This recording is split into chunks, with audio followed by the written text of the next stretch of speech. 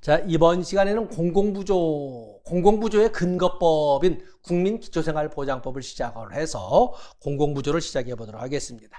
사회보장기본법 제3조에 보면 공공부조란 국가 및 지방자치단체의 책임하에 생활을 유지할 능력이 없거나 생활이 어려운 국민의 최적 생활을 보장하고 자립을 지원하는 제도이다. 이렇게 정의되어 있지 않습니까?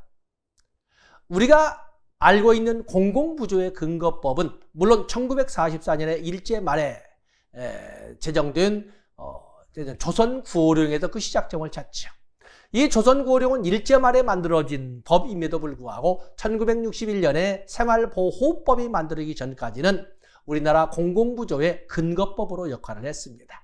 그러다가 61년에 생활보호법이 만들어지면서 자생적인 근거법이 만들어졌습니다만 그 법이 1999년에 약 40년 가까운 세월 만에 국민기초생활보장법으로 바뀌면서 2000년부터 시행되지 않았습니까? 그래서 공공부조의 근거법의 연역은 조선구호령, 1944년 조선구호령, 1961년 생활보호법, 그리고 1999년 제정 2000년 시행이라는 국민기초생활보장법으로 이렇게 우리가 나누어서 연역을 정리해 볼 수가 있습니다. 자, 이제는 현재 국민기초생활보장법에 여러 가지 있지만 거기 보면 목적을 사회보장기본법에서는 공공부조란 이름으로 최저 생활을 보장하고 자립을 지원하는 제도이다 이라고 했지만 국민기초생활보장법에서는 뭐라고 되어 있습니까? 1번에 1번 뒤에 보면은 생활이 어려운 국민에게 급여를 행하여 이들의 최저 생활을 보장하고 자활을 돕는 것을 목적으로 한다. 그래서 사회보장기본법과는 달리 최저 생활 보장은 같이 가지만 그쪽에서는 자립을 지원하는, 여기는 자활을 돕는 것을 목적으로 한다라고 해서 약간 표현을 달리하고 있습니다. 다음에 국민기초생활보장법의 2조 정의를 보면 보장기관이 나와 있죠. 국민기초생활 보장의 주체는 누가 되는가라고 할 적에 거기에 보면 급여를 실시하는 국가나 또는 지방자치단체를 보장기관으로 국민기초생활을 보장하는 주체로서 지위를 주고 있습니다. 다음에 지금 서서히 부양의무자 조건을 폐지하고 있습니다. 지금도 거의 생계급여도 부양의무자 조건이 거의 이제 적용되지 않고 있지 않습니까? 이제는 의료급여 쭉 남아 있습니다만은 거기 보면은 부양의무자, 그래도 법률적으로 부양의무자라고 하는 것은 부양의무자, 수급권자를 부양할 책임이 있는 사람으로서 수급권자의 일촌후 직계혈족, 일촌후 직계혈족이라는 것은 부모와 자식만을 말하고 있는 거죠. 일촌후 직계혈족 및 그 배우자. 맞으면 만약에 부모가 재혼을 했다면 새어머니나 새아버지, 그리고 자녀의 입장으로 본다면 며느리나 사위가 바로 부양의무자의 지위를 가지고 있는 겁니다. 그러나 오랫동안 너는 우리 집 귀신이 되어야 돼 라는 이런 규제를 없앤 것이, 그러나 사망한 일촌에 만약에 일촌이 사망을 했다면 그 일촌의 배우자는 부양의무자의 범위에서 제외된다라고 이렇게 규정을 하고 있습니다.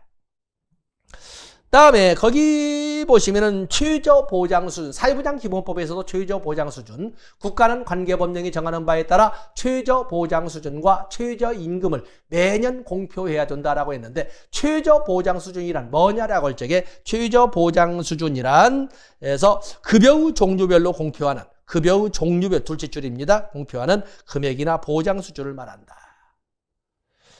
다음에 최저생계비는 보건복지부 장관이 개측하는데, 국민이 건강하고 문화적인 생활을 유지하기 위하여 필요한, 국민이 건강하고 문화적인 생활을 유지하기 하는데 필요한 최소한의 비용으로 보건복지부 장관이 개측한 금액을 말합니다.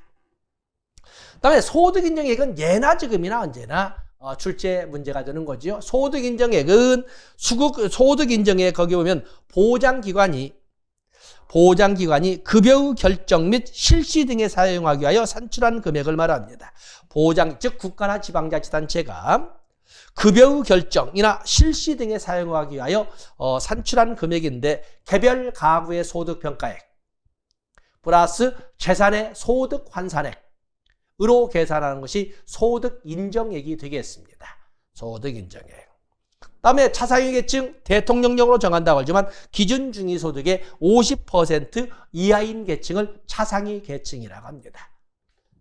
그래서 기준중위소득의 소득 인정액이 기준중위소득의 50% 이하인 계층을 말합니다. 다음에 기준중위소득은 말장난에 조심을 하셔야 되는데, 기준중위소득이란 보건복지부 장관이 고시하는 국민 가구소득의 가구소득인 국민 개인소득이 아니라 국민 가구소득의 중위값을 말합니다. 국민 가구. 차례대로 나열해 놓고 대깔꼬만이 있을 때 가운데에 오는 그런 금액을 중위값을 기준 중위소득이라고 합니다. 그래서 기준 중위소득 보시고 페이지 넘어가십니다. 국민기초생활보장법 제19조를 보시면 보장기관. 보장기관은 우리가 정의해서 본 것처럼 급여를 실시하는 국가나 지방자치단체를 보장기관이라고 하는데, 실질적인 보장기관은 급여를 실시하는 지방자치단체장입니다. 시도지사나 시장군수구청장. 그것도 좀 더 구체적으로 거주지를 관할하는. 거주지를 거기에 뭐냐면 볼까요? 19조 1항. 급여는 수급권자 또는 수급자의 거주지를 관할하는 시도지사와 시장군수구청장. 교육급여는 교육감이 하지만 그걸 원칙으로 한다. 이렇게 설명하고 있습니다. 다음에 사회보험에는 5대 프로그램에 의해서 각각의 프로그램마다, 각각의 정책마다 심의위원회가 중앙행정관서 소속으로 하되 차관이 위원장을 맡는 이런 공식을 가지고 있지 않았습니까? 그런 것처럼 공공부조의 근거법인 국민기초생활보장법에서도 거기 보시면 생활보장사업의 기획, 조사, 실시 등에 관한 사항을 심의 의결하기 위하여, 그렇기 때문에 생활보장위원회는 심의 의결기구입니다. 심의 의결하기 위하여 보건복지부, 시도, 시군구에 각각 생활보장위원회를 둔다라고 이렇게 설명을 했습니다. 각각 생활. 자, 세부 내용은 놔두시고. 다음에 3번의 20조의 2. 소관 중앙행정기관의 장은 수급자의 최저 생활을 보장하기 위해 3년마다 소관별로, 행안부는 행안부대로, 또 고용노동부는 고용노동부대로 소관별로 기초생활보장 기본계획을 수립하여 보건복지부 장관에게 제출하여야 한다. 그래서 여기 기초생활보장계획 수립 및 제출은 3년마다 누구에게? 보건복지부 장관에게 제출하면 보건복지부 장관은 3년마다 실시 공표해야 된다. 좋습니다. 그다음에 적용 대상 체계가 있습니다. 적용 대상. 자, 여기부터는 이제 우리가 한번 국민기초생활보장정책의 정책 분석을 한번 해보도록 하겠습니다. 자, 기초생활보장정책을 이렇게 보시면 누구를 대상으로 하는가? 할당. 사회보장기본법에서 보면은 누구를 대상으로? 국가 및 지방자치단체의 책임하에 생활을 유지할 능력이 없거나 생활이 어려운 국민, 생활을 유지할 능력이 없거나 생활이 어려운 국민, 또는 국민기초생활보장법에서 생활이 어려운 국민. 그렇기 때문에 할당은 바로 누구를 대상으로 한다? 빈민을 대상으로 합니다. 빈민.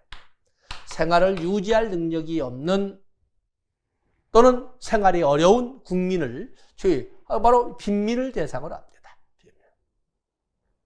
바로 이 빈민의 범위를 어디까지 할 것이냐라고 할 적에 빈민의 범위를 부양 의무자 조건과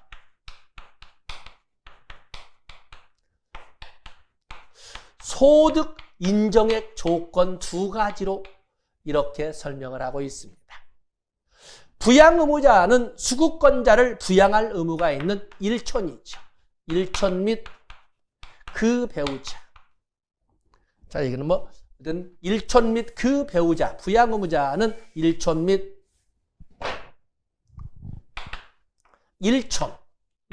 그 배우자로 합니다. 일촌의 배우자죠. 일촌 및 그 배우자.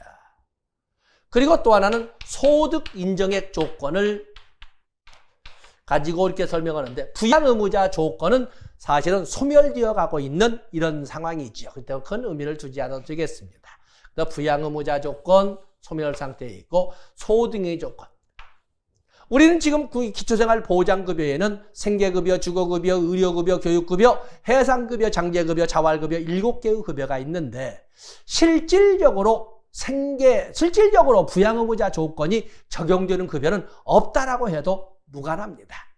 왜냐하면 교육급여나 주거급여는 진작에 없어졌고 생계급여, 의료급여에 대해서도 부양 의무자 조건을 최소화시키려고 지금 실질적으로 많은 영역에서 부양 의무자 조건을 적용하지 않습니다. 그렇기 때문에 소득 인증의 조건만 가지고 설명을 합니다. 그러면 지금 여기 있는 것처럼 외국인도 바로 적용 범위가 되는 거죠. 거기 볼까요? 국내에 체류하고 있는 외국인 중 대한민국 국민과 그 내용 어쨌든 내용이 길게 5줄이나 되어 있습니다만 결국에 국민기초생활보장법상의 기초수급자의 범위에는 외국인도 포함이 될 수 있다라고 여러분들이 봐주시면 되겠습니다. 외국인도 포함될 수 있다. 그러면서 어디까지 도와줄 것이냐는 문제를 가지고 먼저 적은 다음에 이 기초생활보장에서 급여의 종류는 급여의 종류에는 7개의 종류가 있죠. 생계급여, 그렇죠? 생계급여, 약간 의료급여, 주거급여, 교육급여, 해산급여,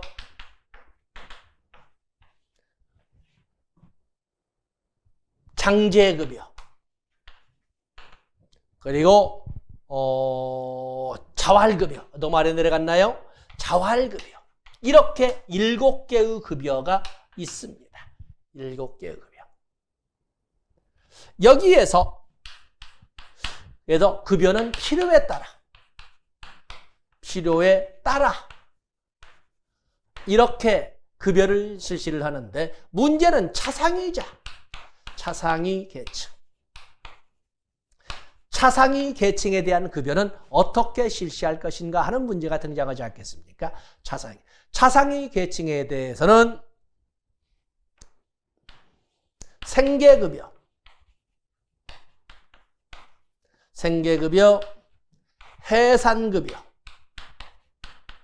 해산급여는 절대 불가입니다. 절대 불가. 기타는 필요에 따라 실시 가능합니다. 그러나 대통령령으로 정하고 있는데 실제로 실행되는 것은 단 하나, 자활급여만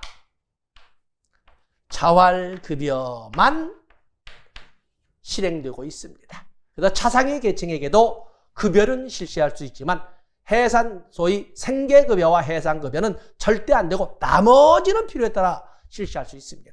그러나 대통령령에 의해서 살펴보면 실제 실행되고 있는 차상위 계층 급여는 자활급여 하나가 있다. 이렇게 보시면 되겠습니다. 너무 번졌군요. 그에 비해서 재원은 무슨 돈으로 운영할 것이냐라고 할 적에 재원은 당연히 조세를 가지고 운영을 합니다. 공공재원인 조세로 운영합니다. 조세를 재원으로 하여 운영하고 있는데 문제는 여기에서 국세 부분이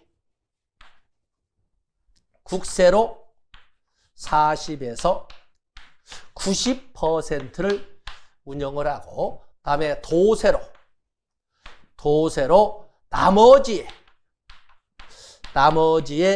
30에서 70%를 운영을 하고 그다음에 시군구세로 기타를 운영을 합니다. 나머지. 만약에 극단적으로 재정자립도가 약한 시군구와 같은 경우에서는 당연히 국세 부문에서 90%를 지원할 거예요. 나머지 10%의 70%를 도세로 운영할 거예요.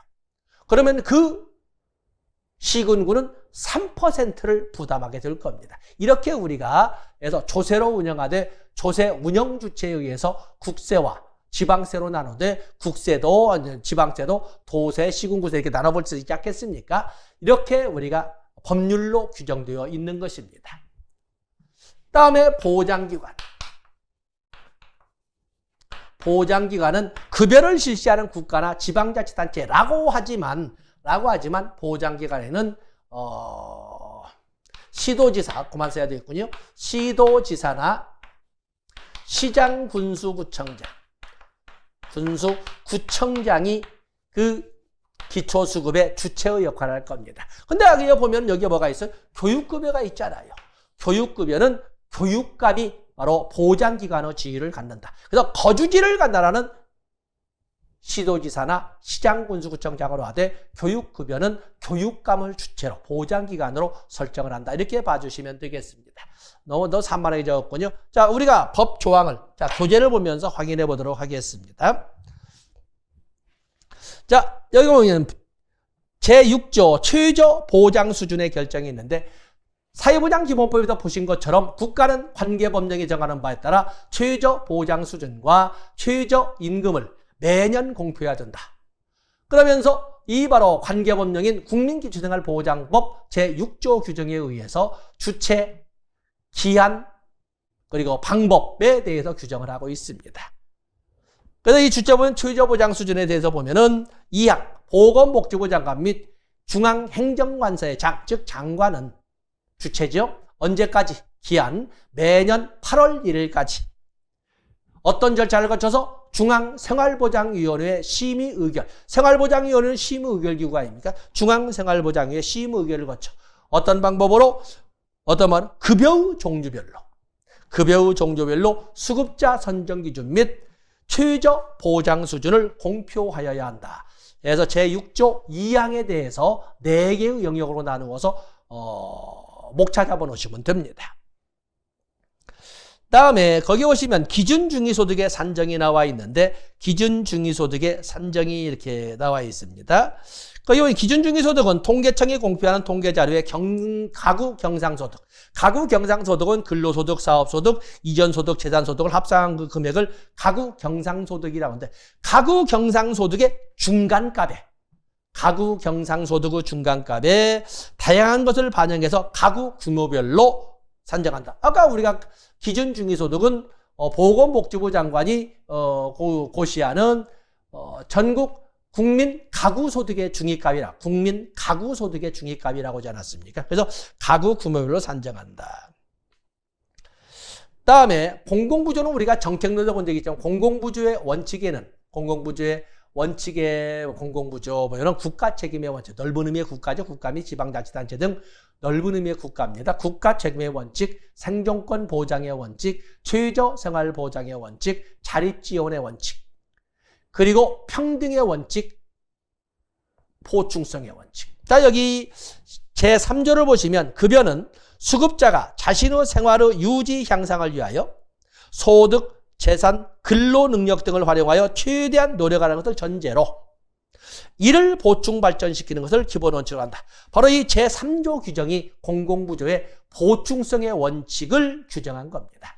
보충성의 원칙 정리해 주시고 다음에 급여의 기준이 나와 있는데 적어도 급여는 건강하고 문화적인 생활을 유지할 수 있는 것이어야 된다. 다시가 좋습니다. 그러면서 페이지 넘어가 보시면 공공부조의 실시상의 원칙 정책론에서 배운 적이 있습니다.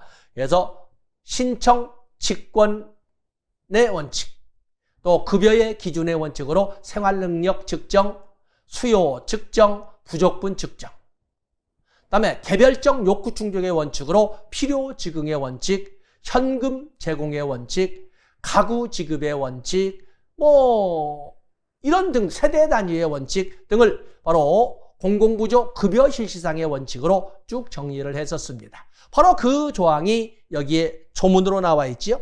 보장기관은 이 법에 의한 급여를 개별 가구를 단위로 해서 행하되 바로 세대 단위의 원칙을 개별 가구를 단위로 이렇게 정리를 했습니다. 세대 단위의 원칙을 정리를 했습니다. 별표하실 것이 있습니다. 함정이 좀 있습니다.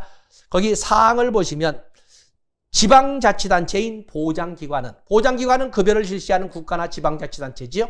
그래서 지방자치단체인 보장기관은 해당 지방자치단체의 조례로 정하는 바에 따라 법에 따른 급여의 범위나 수준을 초과하여 급여를 실시하죠. 법으로 정한 급여의 수준이나 법으로 정한 급여의 범위를 초과해서 실시할 수 있습니다. 우리가 법률을 개정할 적에 국민에게 불이익이 가는 것은 원칙적으로 안 됩니다. 그러나 국민들에게 이익이 되는 방향으로는 가능한 한 지원하는 쪽으로 이렇게 허용을 하고 있거든요. 이런 것처럼 조례로도 법으로 정한 급여의 범위, 법으로 정한 급여의 수준을 조례로 그걸 초과해서 정할 수가 있다. 그래서 사항에다 중요 표시해 놓으시면 됩니다. 다음에 급여의 신청이 나와 있지요. 앞에도 본 것처럼 급여 실시상의 원칙은 원칙으로서는 신청을 원칙으로 합니다. 보통 우리가 브래드쇼는 욕구의 분류를 규범적 욕구, 인지된 욕구, 표현된 욕구, 비교적 욕구로 이렇게 나누어 설명을 하고 있는데, 규범적 욕구라고 하는 것은 공동체 구성원이라면 누구에게나, 대한민국 국민이라면 누구에게나 똑같이 적용되고 누구나 똑같이 지켜야 될 것을 규범이라고 합니다. 그렇기 때문에 국가 차원에서 전 국민을 대상으로 정책 기반자나 행정가나 아니면 전문가 수준에서 설정한 급여의 기준을 규범적 욕구라고 합니다. 그에 비해서 인지적 욕구라는 것은 클라이언트나 구성원이나 내담자만이 느끼는, 알고 있는 욕구를 인지된 욕구, 감촉된 욕구, 감지된 욕구라고 합니다. 그에 비해서 표현된 욕구, 표출된 욕구라고 하는 것은 그야말로 클라이언트가 밖으로 표현한 욕구를 말합니다. 보통 그를 우리는 법률상 신청, 청구라고 합니다. 그러면 우리가 볼 적에 모든 사람들은 자율의지에 의해서 자발적으로 자신의 욕구를 밖으로 표출할 것 같지만 그럴 수 없는 사람도 있는 거거든요. 그럴 수 없는 사람도 있습니다. 심신상의 장애로 인하여 또는 지정학적 장애로 인하여 어떤 다양한 장애로 인하여 또는 정보 부재로 인하여 뭐 이렇게. 그럴 경우에는 그들이 누락되지 않도록 사회복지 전담 공무원 같은 국가 차원의 대리자가 등장해서 그 신청을 대신해 줄 수가 있습니다. 그걸 우리가 직권 신청이라고 합니다. 그래서 우리가 실시상의 원칙에서 신청을 원칙으로 하지만 신청할 수 없는 경우에는 사회복지 전담 공무원이 직권으로, 물론 동의를 전제로 한 직권이지만 직권으로 신청할 수 있다라고 이렇게 규정하고 있는 것입니다. 그래서 그 급여의 신청 21조 옆에다가 신청, 직권, 병행주의라고 적어주시고 1항에서 신청, 주의, 2항에서 직권, 신청 이렇게 나와 있습니다.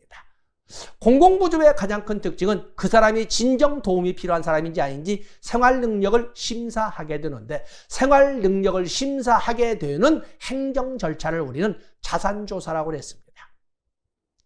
생활 능력을 심사하는 그 심사의 내용을 우리 법령상에는 3가지로 사용을 하고 있는데, 신용정보, 금융정보, 보험정보를 들고 있습니다.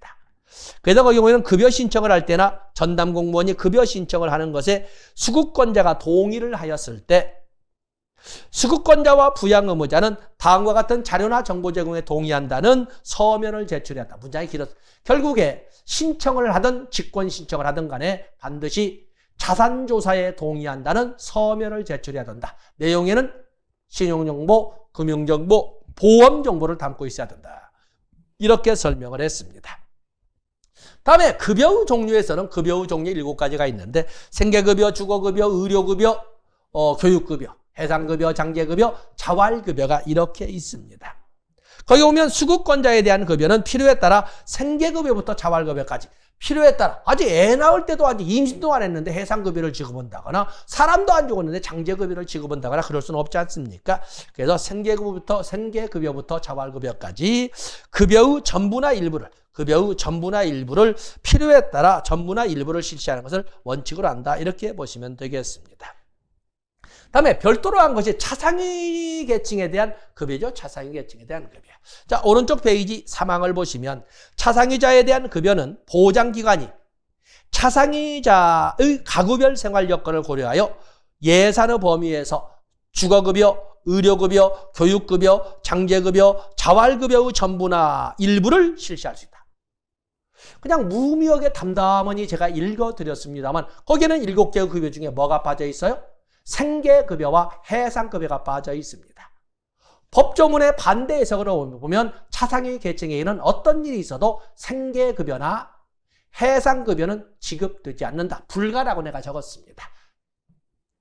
나머지 5개의 급여를 실시할 수가 있는데, 그러나 대통령령으로 가서 보면은 실시되는 것은 단 하나, 자활급여 하나뿐이다. 그래서 국민기초생활보장법 시행령에 가서 보시면 차상위자에 대한 급여 기준, 차상위자에게 지급하는 급여는 자활급여로 한다. 나머지는 법률로는 규정해서 할 수 있다는 재량행위로 규정하고 있지만 실질적인 대통령령에서는 자활급여 하나만 규정하고 있다. 이렇게 봐주시면 되겠습니다. 자, 이제 생계급여 기본적이죠. 생계급여. 여기 보면은 부양 의무자 조건을 갖춘 자로서 소득인정액을 반영해서 이렇게 하는데 소득인정액 기준이 급여의 종류별로 다 다른 거죠. 그래서 여기 보시면 소득인정액의 기준을 보면은 기준 중위소득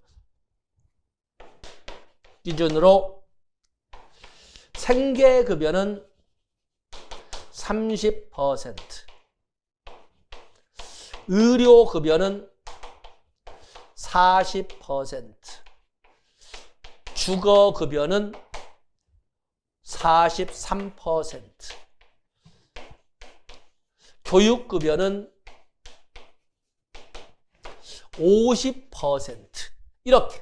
그래서 소득인정액이 기준 중위소득의 30%, 40%, 43%, 50% 이렇게 급여의 종류별로 다른 기준을 정해놓고 그 기준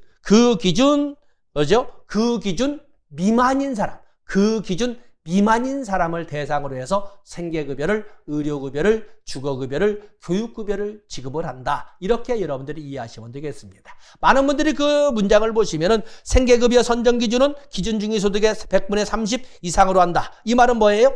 생계급여를 지급하는 사람은 소득인정액이 기준중위소득의 100분의 30 미만인 사람에게 지급한다. 이렇게 지금 그렇게 해석을 하시는 겁니다.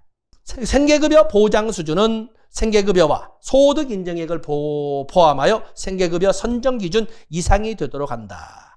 자, 생계급여 방법 중요 표시하시면서 금전지급의 생계급여는 원칙적으로 현금 지급으로 원칙을 합니다. 금전이니까 금전. 그다음에 정기지급의 원칙, 직접지급의 원칙, 그다음에 차등지급 중요 표시하시고. 왜냐하면 공공부조는 사회보험과는 달리 개별적 욕구 충족이거든요. 각자마다 도움이 필요하다고 신청하는 사람마다 각자 필요한 때 필요한 것이 필요한 만큼이 다 다르거든요.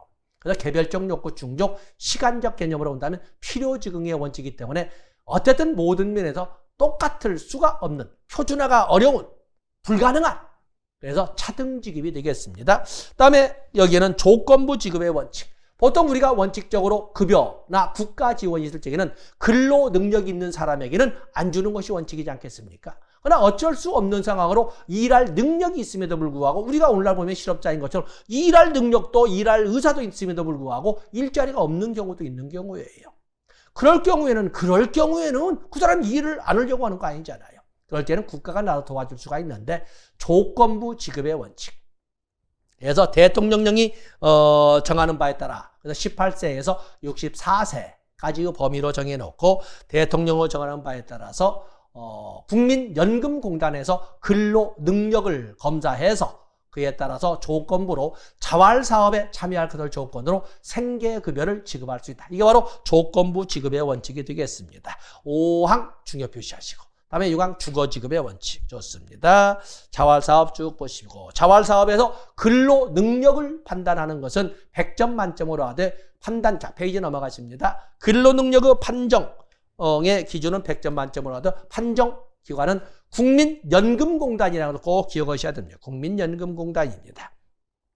다음에 주거급여는 2014년에 주거급여법이 새로 신설됐습니다만 주거급여는 국민기초생활보장법에는 제목만 나와 있고 실질적인 내용은 주거급여법에서 이렇게 규정하고 있습니다. 그러면서 이 주거급여에 대한 것은 주거급여의 주무관서는 국토교통부라는 것을 알아주시면 되겠습니다. 그래서 3항에 보시면은 거기 임차료는 타인의 주택층에 거주하는 사람으로서 국토교통부 장관이 정하는 사람이 지급한다 해서 주무부서가 국토교통부입니다. 국토교통부. 그래서 부양의무자 조건을 갖춰 적용도 않지만은 소득인정액이 기준 중위소득의 43% 이하인 사람, 43% 이상으로 43% 미만인 사람에게 지급한다라고 이렇게 보시면 되겠습니다. 다음에 거기에 보면 교육급여도 있고 교육급여도 역시 부양 의무자 조건 적용하지 않죠. 오래전부터 적용하지 않았습니다. 단지 소득 인정액만 기준 중위소득의 50% 미만인 사람에게 교육급여를 지급하도록 하고 있습니다.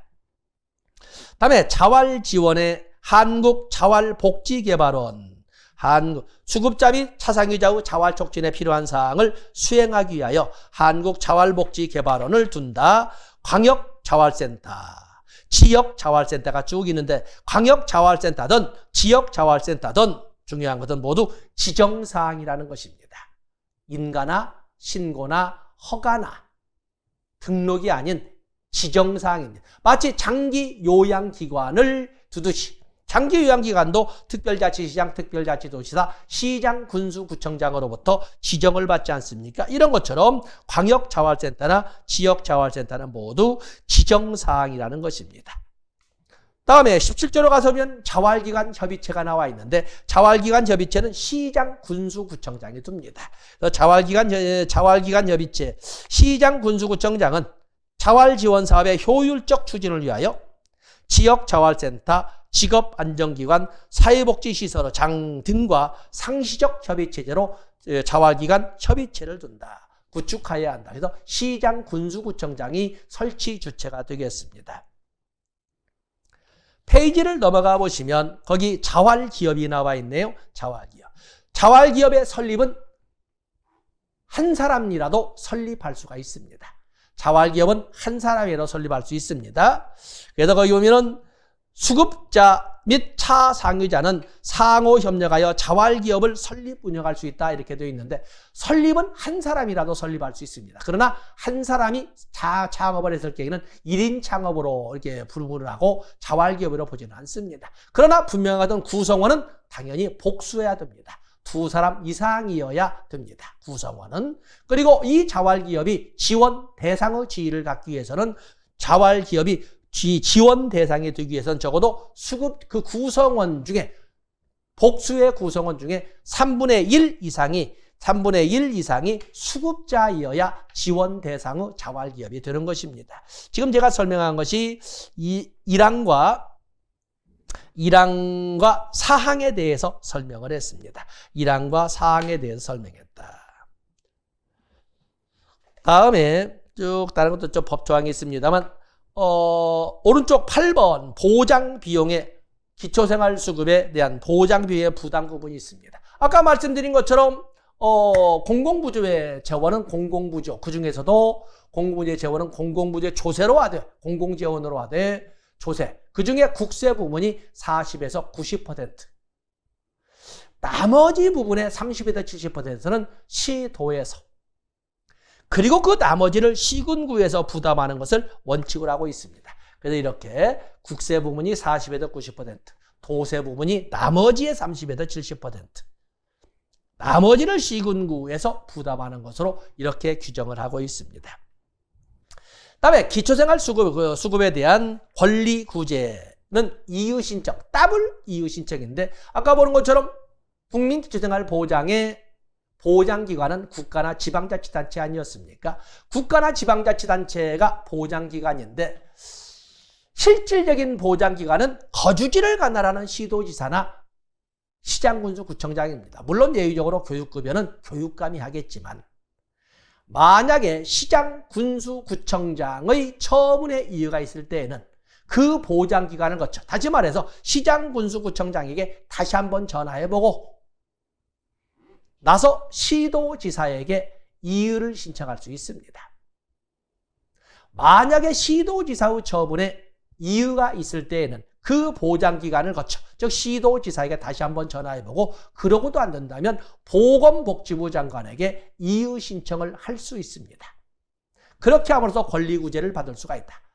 중요한 것은 우리가 법률행위를 지금 읽으면서도 서면으로 해야 되는 것이 당연하겠지만 양장어도 구두로도 가능합니다. 그래서 여러분들 거기 보시면은 쭉 문장을 보시되 다섯째 줄 1항에 38조 1항에서 서면 또는 구두로 이유를 신청할 수 있다. 또 40조 보건복지부 장관 등에 대한 이유 신청에서도 역시 넷째 줄 서면 또는 구두로 이유를 신청할 수 있다. 거기다 구두로도 이유 신청을 할 수 있다. 구두로도 권리구제를 받을 수 있다라는 것을 여러분들이 알아주시면 되겠습니다. 자, 이렇게 해서 우리는 공공부주의 근거법으로서 국민기초생활보장법, 국민기초생활보장법 세 문제 나오지 않습니까? 그러다 보니까 시간을 좀 넉넉히 잡아서 읽어봤습니다. 이 시간 여기까지 하고 다음 시간에 공공부주의 세부 내용으로 기초연금법부터 또 시작하도록 하겠습니다. 고맙습니다.